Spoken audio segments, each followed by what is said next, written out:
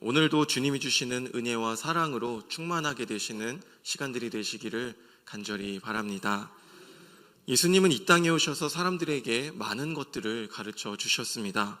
이때 예수님은 비유라는 방식을 사용하셔서 사람들을 가르쳐 주셨습니다.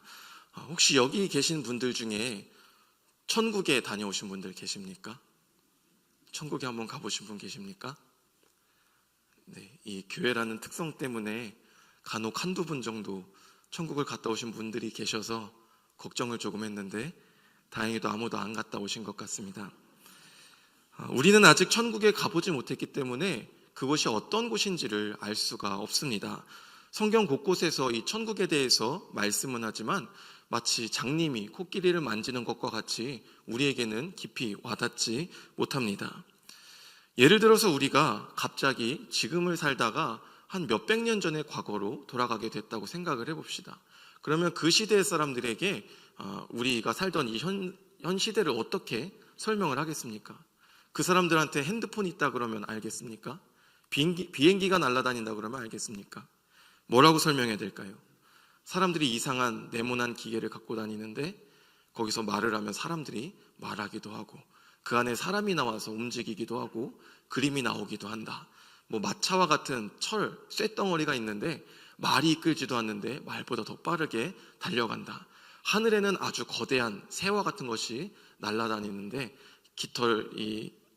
깃털짓을 하지 않아도 잘 날아다닌다. 이런 이야기들을 아마 하게 될 겁니다. 실제로 우리나라에 TV가 처음 들어왔을 때도 할머니들이 TV 보시다가 끄시면서 뭐라고 말씀하셨습니까? 저 TV 안에 있는 사람들도 쉬어야 되니까 TV 잠깐 좀 끄자고 이런 얘기들도 하셨었죠. 우리는 아직 천국에 가보지 못했습니다. 천국에 대한 것들을 설명을 한다고 하더라도 아마 우리는 이해하기가 쉽지 않을 겁니다. 그런데 예수님은 이미 그 천국에서 살고 계시던 분이 이 땅에 내려오셔서 우리에게 그 천국을 말씀해 주셨다는 것이죠. 그래서 천국을 모르는 우리들에게 설명하시기 위해서 예수님은 비유라는 것을 사용하셨습니다. 우리가 그 비유를 통해서 쉽게 이해할 수 있도록 하셨던 것이죠. 예수님은 천국은 마치 밭에 감추인 보화와 같다든지 좋은 진주를 구하는 장사와 같다든지 그 종들과 결산하려 하던 어떤 임금과 같다든지 자기 아들을 위하여 혼인잔치를 베푼 어떤 임금과 같다든지 품꾼을 얻어 포도원에 들여보내려고 이른 아침에 집 나간 주인과 같다. 이런 비유를 통해서 예수님은 천국을 설명을 해주십니다. 이 비유라는 단어를 사전을 찾아보면 이렇게 나와 있습니다. 어떤 현상이나 사물을 직접 설명하지 아니하고 다른 비슷한 현상이나 사물에 빗대어 설명하는 일. 즉 예수님께서는 이 천국을 설명하시기 위해서 그 천국과 비슷한 현상이나 사물을 통해서 우리에게 말씀을 해주셨다는 것이죠. 그 당시 주변에서 쉽게 볼 수 있었던 밭에 감추어져 있던 보화라든지 장사꾼들이라든지 종들과 결산하려는 주인이라든지 혼인잔치라든지 이런 것들을 통해서 예수님은 하나님 나라 천국에 대해서 우리에게 말씀을 해주셨습니다.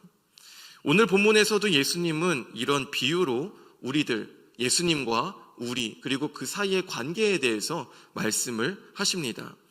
우리는 그동안 교회를 너무 오랫동안 많이 다녔기 때문에 하나님은 어떤 분이시다, 예수님은 어떤 분이시다, 우리와 그분들과의 관계는 어떻다, 이런 것들을 아마 쉽게 줄줄줄 설명하실 수가 있으실 겁니다.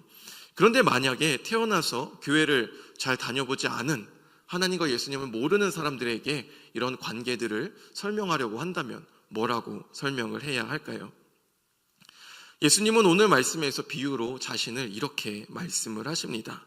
본문 7절과 11절 그리고 14절에 나는 양의 문이다, 나는 선한 목자, 나는 선한 목자다 라고 말씀을 하십니다. 이스라엘 민족은 가축을 치는 유목 민족의 그 뿌리를 두고 있기 때문에 목자와 양이라는 존재는 이 유대인들에게 굉장히 익숙하고 친근한 부류들이었습니다. 또한 에스겔 34장을 보면 하나님을 백성의 목자로 그리고 그 백성들을 양떼로 부르고 있는데 이미 구약에서부터 하나님과 이스라엘의 백성을 목자와 양떼로 비유를 하고 있었다는 것이죠. 그래서 예수님께서 스스로가 나는 양의 문이다, 나는 선한 목자다 라고 말씀하셨을 때 그 이야기를 듣던 유대인들은 예수님의 말씀에 쉽게 금방 이해를 하고 어떤 의도로 말씀하시고자 하는지, 어떤 것을 보여주고자 하시는지 쉽게 이해를 할 수가 있었을 겁니다. 7절에서 예수님이 자신을 가리켜 나는 양의 문이다 라고 말씀하신 것은 어떤 뜻입니까? 양의 문이라는 것은 양들을 보호하기 위해 우리를 만들 때 그 양들이 들어가고 나가는 문을 가리킵니다. 일반적으로 이 양의 우리에는 문을 한 개만 만들었다고 합니다. 그래서 양들이 들어가기도 하고 나가기도 하는 것들을 쉽게 관리하고 통제할 수가 있었고, 또 외부의 위협으로부터 그 양들을 보호할 때 이 문만 보호하면 되기 때문에 그 문을 하나 만들고 그 앞에서 목자가 문을 지키곤 했다고 합니다. 그래서 양들은 그 문으로 들어가기도 나가기도 하는데, 목자가 그 문을 지키고 있기 때문에 그 양들을 몰래 훔쳐내려고 한다면 목자가 지키고 있는 문으로 들어가지 못하고 다른 곳으로 담을 넘든지 해서 그 양들을 훔쳐갈 수밖에 없었다는 것이죠. 예수님께서 스스로를 양의 문이라고 표현하셨다라는 것은 이것과 같이 예수님께서는 양들을 들여보내고 혹은 들어보내고 또 혹은 내보낼 수 있는 유일한 문이시다라는 의미입니다. 그 들여보낼 곳은 바로 하나님께로, 아니면 하나님의 나라로 들여보낼 수 있는 유일한 문이 바로 예수님이시다라는 말씀이 된다는 것이죠. 그래서 정리를 한다면 오직 예수님만이 하나님께로 혹은 그 하나님의 나라로 사람들을 들여보낼 수 있는 분이시다라는 것을 이 양의 문이라는 표현을 통해 우리에게 말씀하고 계십니다. 우리는 이 유일한 문이 되시는 예수님을 통해서 구원을 얻으며 꼴을 먹을 수가 있습니다. 예수님은 또 11절과 14절에서 스스로를 선한 목자라고 말씀을 하십니다. 우리가 흔히 이 목자와 양들의 이미지를 생각하면 어떤 장면들을 떠올리시겠습니까?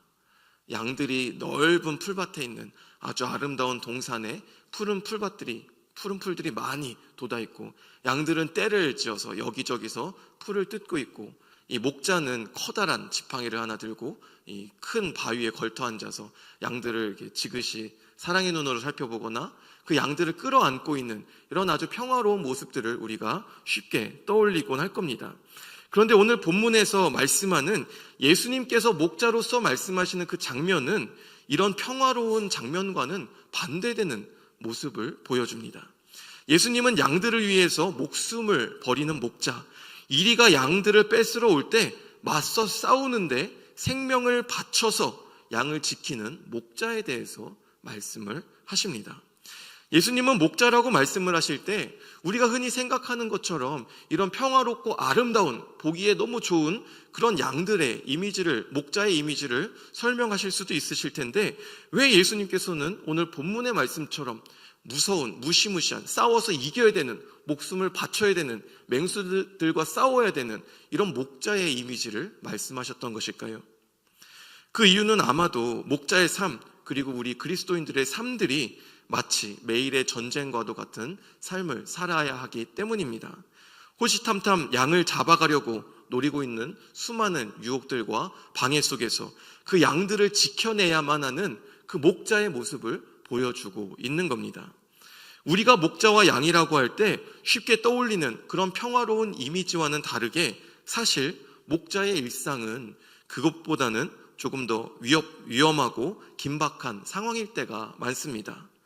언제 어떻게 닥치게 될지 모르는 맹수의 공격에 대비하여서 항상 긴장하고 있어야 하고, 척박한 땅에서 양들을 먹일 수 있는 물과 풀들을 항상 준비하고 있어야 합니다. 양들이 엉뚱한 길로 가지 않도록 항상 예의주시하며 집중해서 양들을 돌봐야 하고, 혹시나 맹수들이 양들을 가져가려고 온다고 한다면 목숨을 걸고 나가서라도 그 맹수와 싸워서라도 양들을 지켜내야 합니다. 다윗도 왕이 되기 전에 양을 치는 일을 했었는데 사무엘상 17장 34절과 35절의 말씀을 보면 이렇게 나와 있습니다. 골리앗과 싸우기 위해서 사울의 허락을 받는 중에 다윗을 향해서 어리다고 말을 하는 이 사울 왕에게 이렇게 이야기를 하는 것이죠. 주의 종이 아버지의 양을 지킬 때에 사자나 곰이 와서 양떼 새끼를 물어가면 내가 따라가서 그것을 치고 그 입에서 새끼를 건져내었고, 그것이 일어나 나를 해하고자 하면 내가 그 수염을 잡고 그것을 쳐 죽였나이다. 다윗도 자신의 경험을 이야기하면서 맹수와 싸웠었다, 이런 일들이 비일비재했었다라고 이야기를 하고 있는 겁니다. 계속해서 성경에서는 이 목자를 어떤 사람으로 표현하고 있습니까? 목자는 본문이 있는 요한복음 10장 3절 말씀처럼 양을 위해서 밤새 맹수가 접근하지 못하도록 그 양의 문을 지키고 있고, 양의 이름을 모두 알고 있어서 그 양들의 이름을 부르면서 인도합니다. 9절의 말씀처럼 양들에게 꼴을 주며 10절 말씀처럼 양으로 생명을 얻게 하고 더 풍성하게 합니다. 11절과 15절의 말씀처럼 양을 위하여 목숨을 버리는 것, 그것이 바로 목자의 모습입니다. 성경의 다른 부분에서도 하나님을 목자로 표현하는 부분이 있습니다. 시편 23편에서 다윗은 하나님을 가리켜 여호와는 나의 목자라고 노래하며 다윗 자신은 하나님의 양임을 고백을 합니다. 여기에서 목자는 어떤 모습입니까? 양을 푸른 풀밭과 쉴만한 물가로 인도합니다. 사망의 음침한 골짜기로 그 양들이 다닐 때에도 지팡이와 막대기로 그 양들을 보호합니다. 에스겔 34장에서도 자기만 먹는 이 목자들을 향해서 하나님이 그들을 심판하시고 내가 친히 내 양의 목자가 되어 그것들을 누워있게 할 것이다 라는 말씀이 나오는데, 여기서도 하나님께서는 그 목자의 역할들을 내팽개치고 자신의 욕심만 채우려고 하는 그 목자들을 대신해서 하나님께서 바로 이 이스라엘 백성들의 목자가 되어 주실 것이라고 말씀을 하십니다. 이곳에 나오는 목자는 흩어진 양들을 찾고 캄캄한 곳에서 그 양들을 건져냅니다. 또한 산 위와 시냇가와 모든 거주지에서 좋은 꼴을 먹이고 좋은 곳에서 좋은 우리에 눕게 합니다. 잃어버린 자를 찾고 쫓기는 자를 돌아오게 하고 상한 자를 싸매주고 병든 자를 강하게 하고 정의대로 양을 먹이는 것, 이것이 바로 목자의 모습입니다. 목자는 그렇게 양을 보호합니다. 언제 어디서든 낮이든 밤이든, 그것이 일이든 늑대든 곰이든 항상 그 앞에서 앞서서 양들을 지키고 보호하는 것이 바로 이 목자의 모습입니다. 우리에 대한 예수님의 모습이 바로 그것과 같다는 것이죠. 예수님은 우리를 지켜주시는 분이십니다. 우리가 빠질 위험과 어려움으로부터 앞장서셔서 우리를 보호하시고 지켜주시고 건져내셔서 구원하시는 분이 바로 우리 예수님이십니다. 그래서 다윗은 시편 23편 4절에서 나의 목자이신 여호와를 노래하며 내가 사망의 음침한 골짜기로 다닐지라도 해를 두려워하지 않을 것은 주께서 지팡이와 막대기로 나와 함께 하시며 주의 지팡이와 막대기가 나를 안위하시기 때문이라고 고백을 합니다.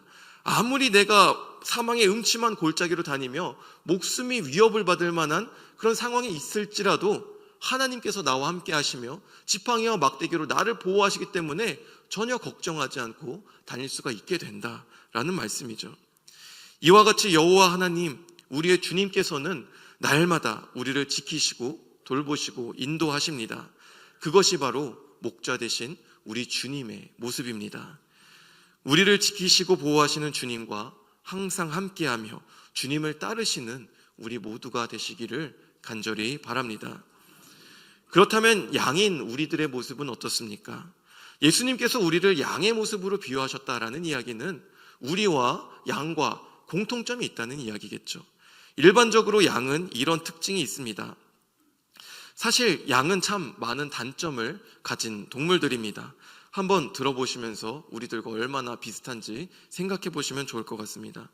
첫 번째로 양은 눈이 너무 나빠서 그 앞에 있는 것을 잘 보지 못하고 그 앞에 장애물이 있으면 잘 걸려 넘어지기도 하고 구덩이가 있으면 그 구덩이에 빠지기도 한다고 합니다. 그 앞에, 바로 앞에 가는 것을 잘 보지 못해서 이 앞에 가는 것이 목자인지 이리인지 잘 구별해내지 못하기 때문에 때로는 이리를 따라서 아무 생각 없이 따라갈 때도 있다고 합니다. 그러다 보면 길을 잃어버리고 방황할 때가 참 많다는 것이죠. 우리는 어떻습니까? 우리도 바로 앞에 놓여질 일들을 알지 못하고 보지 못하게 되죠. 내 앞에 있는 함정들, 내 앞에 있는 어려움들을 눈치채지 못하고 우리는 뭣도 모르고 걸어갈 때도 있고 길을 잃고 방황할 때가 얼마나 많이 있습니까? 둘째로 양은 겁이 굉장히 많아서 작은 소리에도 놀란다고 하는데 어느 정도인가 하면 그 시냇가에 흐르는 물 소리가 너무 겁이 나서 혼자는 그 물을 마시러 가지 못하고 무리지어서 그 물을 마시러 간다고 합니다. 그래서 양들은 목자가 없을 때는 잘 움직이지 않고 그 목자의 인도함을 받아서 함께 가서 물을 마신다고 합니다. 우리도 참 겁이 많죠. 그래서 온갖 걱정, 근심과 염려로 대부분의 시간들을 보내곤 합니다. 셋째로 이 양은 신체 구조가 좋지가 못합니다. 양의 모습을 보면 어떻습니까? 몸이 굉장히 크죠. 근데 팔과 다리는 굉장히 짧습니다. 그래서 재밌는 것은 양들이 간혹가다 중심을 잡지 못하고 넘어지는 경우가 있는데, 넘어지면 대부분 혼자 못 일어난다고 합니다.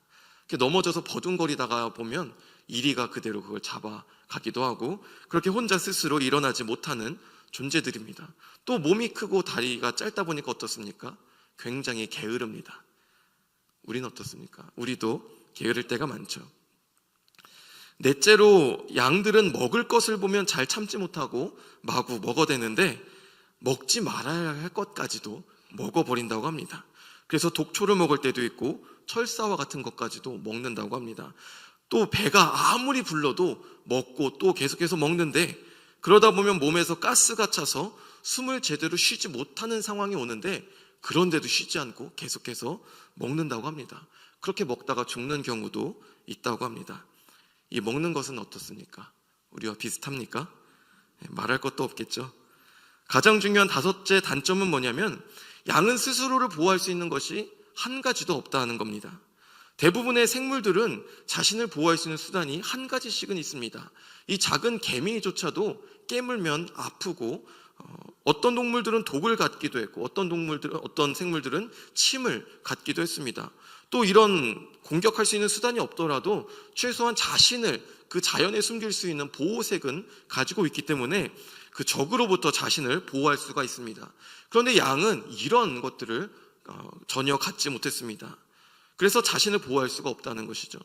우리 역시 사탄이 우리를 공격할 때 그 앞에서 우리가 스스로를 견뎌내고 참을 수 있는, 방어할 수 있는 수단이 전혀 없습니다. 그래서 내가 내 힘을 의지할 때 그 사탄 앞에서 우리는 무너질 수밖에 없게 됩니다. 양은 이처럼 단점이 참 많은 동물입니다. 그리고 부끄럽게도 우리는 이 양과 참 많은 부분을 닮았습니다. 그런데 이 양이 기가 막히게 잘하는 것이 한 가지가 있습니다. 바로 목자의 음성을 잘 듣고 구별해내는 것입니다. 오늘 본문 앞인 이 요한복음 10장 4절 말씀에서 양은 목자의 음성을 듣고 그 음성을 안다, 그리고 따라간다라고 말씀을 합니다. 이 팔레스틴은 척박한 지역이라서 목초지가 그리 많지 않습니다. 그래서 양들을 먹이려고 이 풀을 찾아다니다 보면 먼 곳까지 가게 되는데, 그 먼 곳까지 가다 보면 당일날 집으로 돌아오지 못하게 되고, 때로는 이 양들과 함께 밤중에 다른 곳에서 머물고 지낼 때가 있게 되죠. 그래서 이런 상황을 대비해서 사람들은 곳곳에 이 양들이 쉴 수 있는 우리와 같은 처소들을 만들어 두었습니다.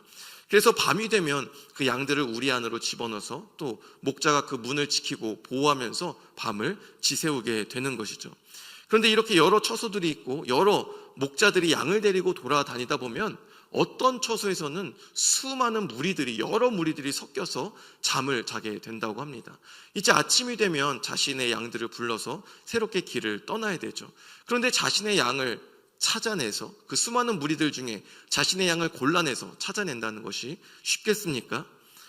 이때 목자들은 어떻게 하냐면 자신의 특수한 소리를 내면서 자신의 양들을 불러낸다고 합니다. 그러면 그 양들은 앞서 나가는 그 목자의 소리를 기가 막히게 듣고는 그 소리를 듣고 목자를 따라 나선다고 합니다. 그런데 얼마나 그 소리를 잘 구별해내는가 하면, 아무리 다른 사람들이 그 소리를 흉내내면서 그 목소리를 따라한다 하더라도 우리 사람들이 듣기에는 너무나 똑같은 소리인데 구별할 수가 없는데도 양들은 정확하게 자신의 목자의 목소리를 구별하여서 이 목자의 음성만 듣고 따라간다라고 합니다. 이 양들은 자신의 목자의 음성을 알고 있기 때문입니다. 우리 자신의 모습을 돌아볼 때 우리 역시 얼마나 단점이 많고 얼마나 연약하고 부족한 사람들입니까? 양처럼 눈이 나빠서 우리는 바로 앞에 있는 한 치 앞도 볼 수가 없는 존재들입니다. 겁도 많고 절제도 잘하지 못하고 죄악 앞에서 너무나 쉽게 무너지고 스스로를 지키지도 못하는 것이 바로 우리들의 모습입니다. 그러나 우리가 양과 같은 이런 많은 단점이 있다고 한다면 우리에겐 또한 목자의 음성을 기가 막히게 들을 수 있는 이런 귀도 우리에게 있어야만 합니다. 아무리 세상의 유혹과 시험이 우리에게 다가올 때에도 그 음성에 속지 않고 주님의 음성을 분별하여서 그 음성에 순종하여서 나갈 수 있는 그 귀가 우리에게 있어야 한다는 것입니다. 주님은 날마다 우리에게 말씀해 주십니다. 우리의 목자 되시는 주님은 우리를 날마다 푸른 풀밭으로 쉴 만한 물가로 인도하십니다. 우리는 주님의 그 음성을 듣고 따라야 합니다. 그럴 때 우리는 주님으로 인해 들어가고 나가게 되며 꼴을 먹게 될 것입니다. 이 꼴이라는 것은 생명을 주는 양식이며 그 양을 풍성하게 만드는 것입니다. 우리는 예수님을 통해 그 생명을 얻게 되고 그 생명이 더 풍성하게 됩니다. 우리가 주님의 음성을 듣고 내 삶의 중심에 그 예수님을 두어서 그 예수님으로 인해 들어가고 나가게 될 때, 꼴을 얻을 때 우리는 구원을 얻고 풍성한 삶을 살게 된다는 것입니다. 우리는 비록 양과 같이 단점이 많지만 주님의 음성만은 기가 막히게 듣고 그 음성을 따르는 양이 되어야만 합니다. 우리 모두가 날마다 주님의 음성을 듣고 그 음성을 따라 들어가고 나가며 꼴을 먹어 풍성한 생명을 누리게 되시기를 간절히 바랍니다. 우리는 스스로를 가리켜서 그리스도인이라고 부르죠. 이 그리스도인이라는 뜻은 예수 그리스도를 따르는 사람이라는 의미가 있습니다.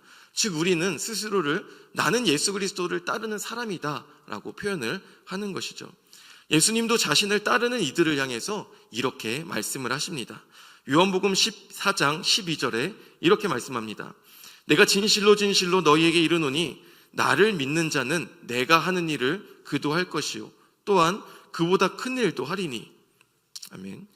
예수님을 믿는 자들은 예수님이 하시는 일들을 하고 그보다 더 큰 일들도 해야 된다라는 예수님의 말씀이시죠. 또 이렇게도 말씀을 합니다. 우리가 함께 읽겠습니다. 요한복음 12장 26절 말씀 함께 읽겠습니다. 시작. 사람이 나를 섬기려면 나를 따르라. 나 있는 곳에 나를 섬기는 자도 거기 있으리니 사람이 나를 섬기면 내 아버지께서 그를 귀히 여기시리라. 아멘. 한 절 더 읽습니다. 마태복음 16장 24절 말씀입니다. 시작. 이에 예수께서 제자들에게 이르시되 누구든지 나를 따라오려거든 자기를 부인하고 자기 십자가를 지고 나를 따를 것이니라. 아멘. 우리는 예수님을 따르는 사람이 되어야만 합니다. 예수님을 섬기는 자가 되고 예수님을 따르는 자가 되어야 한다라는 말씀입니다.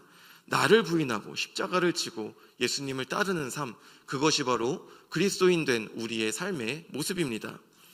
오늘 본문에서 예수님은 스스로를 향해서 선한 목자라고 말씀을 하시는데, 우리도 예수님을 따른다는 말은 우리도 예수님을 쫓아 우리도 또한 선한 목자가 되어야 한다라는 말씀입니다. 그래서 예수님은 요한복음 21장에서 자신을 부인했던 베드로에게 부활하셔서 다시 찾아오셔서 그 맡겨진 사명들을 다시 베드로에게 맡기시는데, 내가 나를 사랑하느냐라고 물으시면서 이렇게 3번을 말씀하십니다. 내 어린 양을 먹이라, 내 양을 치라, 내 양을 먹이라 라고 3번을 말씀을 하십니다.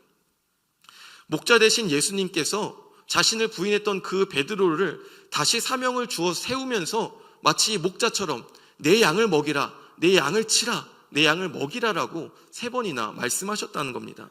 예수님의 그 목자된 사명을 베드로에게 전해주셨다는 것이죠. 그리고 그 사명은 마찬가지로 우리에게도 적용되어서 우리도 이제는 선한 목자가 되어 예수님을 따르는 사람들이 되어야만 합니다. 교회에서 사용하는 목사라는 단어는 에베소서 4장 11절 말씀을 보시면, 그가 어떤 사람은 사도로, 어떤 사람은 선지자로, 어떤 사람은 복을 전하는 자로, 어떤 사람은 목사와 교사로 삼으셨으니, 여기서 목사라는 말이 유래가 되었는데, 이 목사라는 해당하는 단어가 그리스어로 양치기 목자를 뜻합니다. 목사라는 이 단어는 한자어로 칠목자의 스승사자를 쓰는데, 이 칠목자라는 것은 가축을 치다라는 의미가 있습니다. 그래서 목사라는 이 단어는 양떼를 치는 스승이라는 의미가 되는 것이죠. 목사, 목회자, 목회, 목양 이런 모든 단어들은 모두 칠목자를 씁니다. 그래서 가축을 치는 것, 목자와 관계된 단어들입니다. 또 우리도 이 속장과 같은 소그룹 리더들을 양육할 때 흔히 뭐라고 말합니까? 작은 목자라고 말을 하지 않습니까? 그래서 우리는 모두가 예수님을 닮아서 선한 목자가 되어야만 합니다. 우리가 목자가 된다고 한다면 우리는 평화롭고 모든 것이 풍족하고 아름다운 것이 잘 갖춰진 그런 모습을 생각해서는 안 됩니다. 때로 양들을 위해서 밤을 새는 수고를 해야 될 때도 있고, 잃어버린 양들을 찾아 온 산을 뒤지고 다닐 때도 있습니다. 때로는 맹수의 위협에서 양들을 지켜내야 하고, 맹수에게 양들이 잡혀갔을 때는 그 맹수를 찾아내서 그 입에서 양들을 꺼내 오는 것이 바로 우리의 모습이 되어야 합니다. 그렇게 우리는 예수님을 따르는 선한 목자가 되어서 날마다 십자가를 지고 예수님을 따라야 합니다. 우리 모두가 예수님을 따르는 자가 되어서 나에게 맡겨주신 그 양들을 치며 주님께로 인도해내는 선한 목자가 되시기를 간절히 바랍니다. 주님은 우리의 선한 목자가 되어주신다라고 말씀을 합니다. 주님께서 선한 목자가 되어주신다는 이 말씀이 얼마나 감사하고 참 다행인지 모르겠습니다. 혹시 여러분들 주님께서 선한 목자라고 말씀하셨는데 주님이 선한 목자가 아니라 나쁜 목자가 되셨다라고 말씀하시는 것 한번 생각해 보셨습니까? 주님께서 나쁜 목자였으면 어떻게 됐을까 생각해 보셨습니까? 만약 예수님이 스스로를 가리켜서 나는 굉장히 난폭하고 무서운 목자라고 하셨다면 어떻게 됐을까요? 나는 굉장히 민감하고 성격이 급한 목자다라고 하셨다면 어떻게 됐을까요? 혹은 어떤 이단들처럼 한 달에 꼬박꼬박 몇 양씩 나한테 데리고 와야 된다라고 말씀하셨다면 어땠을까요? 우리는 이 목자 안에서 평화를 누리며 만족을 누리며 쉼을 누리며 살아가는 것이 아니라 그 난폭한 기분을 건드리지 않기 위해서 날마다 긴장하며 조심하며 매일 눈치를 보는 삶이 될 수밖에 없었을 겁니다. 그런데 주님은 우리의 선한 목자가 되어주셨다고 말씀을 하신다는 것이죠.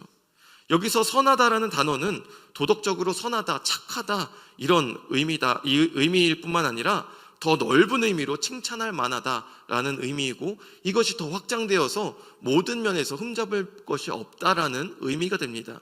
그래서 주님께서 선한 목자가 되어주신다는 것은 그냥 착한 목자다라는 뜻이 아니라 우리를 위해서 그 어떤 것에도 부족함이 없으신 선한 완전한 목자가 되어주신다라는 의미가 됩니다. 그리고 이 선한 목자는 11절 후반부 말씀처럼 양들을 위해서 목숨을 버리게 됩니다. 이에 대해 조금 보충할 수 있는 내용들이 12절 이후에 등장합니다. 11절의 선한 목자 이후에 12절에는 삭군이 등장합니다. 삭군은 그 앞에 선한 목자와 대조되는 인물로서 12절, 13절의 모습을 보면 이 삭군도 역시 표면적으로는 양들을 치는 일들을 하고 있음을 우리가 알 수 있습니다. 삭군은 주인을 대신해서 돈으로 고용되어서 그 일들을 감당하는 사람들을 가리킵니다. 본문의 삭군은 아마도 양의 주인이 돈을 주고 이 삭군을 고용해서 자신의 양들을 치게 한 그 사람들을 가리키게 되겠죠. 그런데 이런 삭군은 이리가 오는 것을 보면 양들을 버려두고 도망을 갑니다. 그래서 이리가 양을 물어가기도 하고 해치기도 합니다. 왜 삭군은 이리를 보고 도망을 갑니까? 본문에 의하면 그 삭군은 목자가 아니기 때문입니다. 또 양들을 자신의 양으로 여기지 않기 때문입니다. 앞에 목자와 비교한다면 목자는 양을 위해서 함께 지내며 양들을 보호하고 좋은 길로 인도합니다. 반면 삭군은 양을 위하지 않습니다. 이들은 양보다 자신의 목숨이나 품삯에 더 관심이 있다 보니 이리가 오는 것을 보면 양들이 어떻게 되는 것을 보지 않고 자신의 목숨을 위해 도망을 갑니다. 겉모습만 보면 목자와 삭군은 모두 양을 치면서 지내는 비슷한 모습을 가지고 있습니다.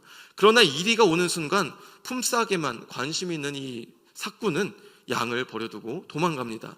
선한 목자는 양들을 지키기 위해 이리와 맞서 싸우며 자신의 목숨을 버립니다. 14절에서 예수님은 다시 한번 스스로가 선한 목자임을 말씀하시면서 15절까지 그 목자에 대해서 말씀을 하십니다. 14절에서 나는 내 양을 안다라고 말씀하시는데 여기서 내 양이라는 말은 내 소유라는 의미가 들어있어서 그냥 양이 아니라 내 것, 나의 소유인 양을 의미합니다. 목자는 양을 구체적으로 세심하게 합니다. 다 똑같이 생겼을지라도 그 양이 어떤 양인지 이름을 알고 있고 그 이름을 부르면서 양을 인도하는 것이 바로 이 목자입니다. 목자가 양을 알고 양이 목자를 아는 것은 15절에서 아버지께서 나를 알고 내가 아버지를 아는 것과 같다라고 말씀하는데, 하나님께서 예수님을 아신다는 것은 삼위일체 하나님께서 완전한 일치를 이루시고 연합하시는 것을 가리킵니다. 그래서 서로에 대해 깊이 알고 밀접한 관계를 갖고 계시고 완전한 신뢰를 갖고 계시는 것을 뜻하죠. 그것처럼 양과 목자들도 마찬가지로 너무 잘 알고 있고 밀접한 관계를 갖고 완전한 신뢰를 갖고 있다라는 겁니다. 마찬가지로 계속해서 우리도 예수님에 대해서 서로를 잘 알고 밀접한 관계를 맺고 서로에 대한 완벽한 신뢰 관계를 가지고 있어야 됩니다. 결론적으로 다시 한번 예수님은 나는 양을 위하여 목숨을 버리노라 라고 말씀하십니다. 실제로 선한 목자이신 예수님께서는 양인 우리들을 위해서 자신의 목숨을 버리셨습니다. 마치 양을 이리 떼에서 구하기 위해서 목숨을 버리는 목자의 모습과 같이 죄악된 세상에서 멸망으로 달려가는 우리들을 구원하시기 위해 십자가에 매달리셨고 자신의 목숨을 내어주셨습니다. 십자가에서의 고난과 수치는 말로 형용할 수 없는 것들이라 어쩌면 예수님께서도 그 십자가를 피하고 싶으셨을 겁니다. 두려운 마음이 있으셨을 수도 있겠죠. 그러나 예수님은 사꾼이 아니라 선한 목자이시기 때문에 양들을 지키시고 구해내시는 그 목자이시기 때문에 그 십자가를 피하지 않고 그 십자가에서 자신의 목숨을 내어주셨습니다. 예수님께서 십자가의 죽으심으로 인해 우리는 죄와 멸망에서 노임을 받고 구원을 받아 하나님의 자녀가 되었습니다. 선한 목자이신 예수님께서 자신의 목숨을 바치셔서 우리를 구원해 주셨기 때문입니다. 그러므로 우리는 예수님을 쫓는 선한 목자가 되어 예수님께서 우리에게 보여주신 모범을 따르며 양들을 구원하는 사명을 감당해야 합니다. 요한복음 1장의 세례 요한의 고백처럼 하나님의 어린 양이셨던 예수님께서 선한 목자가 되셔서 자신의 목숨을 양들에게 내어주셔서 구원하셨던 것처럼 양이었던 우리들도 예수님을 따라 선한 목자가 되어 그 양들을 구원해내는 사명들을 감당해내야 합니다. 선한 목자이신 주님은 우리도 선한 목자로 부르십니다. 우리는 주님을 따르는 선한 목자가 되어서 오늘도 우리에게 맡겨진 양들 혹은 나에게 주어진 믿음과 그 신앙을 지켜내기 위해서 때로는 목숨을 걸며 피를 흘리며 이 맹수의 위협 속에서 긴장하며 싸우는 이 선한 목자가 되어야만 합니다. 주님께서 우리를 위해 먼저 선한 목자가 되어 주셨습니다. 우리를 위해 자신의 목숨을 내어주시며 죄악으로부터 구원의 길로 인도해 내셨습니다. 우리도 주님을 따르는 제자가 되어 선한 목자의 길로 나아가게 되시는 여러분 모두가 되시기를 간절히 바랍니다. 온천 제일교회에서 각 가정에서 여러분들이 속한 모든 곳에서 선한 목자가 되셔서 하나님께 영광을 올려드리며 주님의 사랑을 전하시는 우리 모두가 되시기를 간절히 바랍니다. 기도합니다.